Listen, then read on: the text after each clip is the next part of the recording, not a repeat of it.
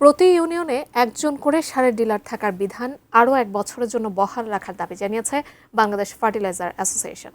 সকালে গুলশানের একটি হোটেলে সংগঠনটির 2 বছর মেয়াদী পরিচালনা পর্ষদের নির্বাচন উপলক্ষে এক আলোচনা সভায় নেতারা এই দাবি জানান। বলেন, আগামীতে প্রতি ইউনিয়নে 3 জন করে ডিলার দেওয়ার পরিকল্পনা করছে সরকার।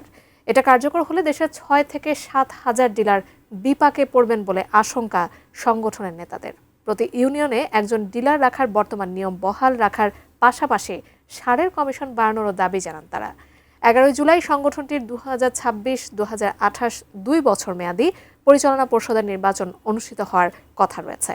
বর্তমানে সংগঠনটি প্রশাসক বসিয়ে পরিচালনা করছে সরকার। সকলে আমাকে চিনেন, সরকারকে বলছি যে একটা বছর আপনারা দেখেন, 1 বছর যদি কোন সমস্যা মনে করেন যে না আমাদের 3টি ডিলার প্রয়োজন, 2টি ডিলার প্রয়োজন, তখন আপনারা করেন, আমাদের কোনো আপত্তি থাকবে না।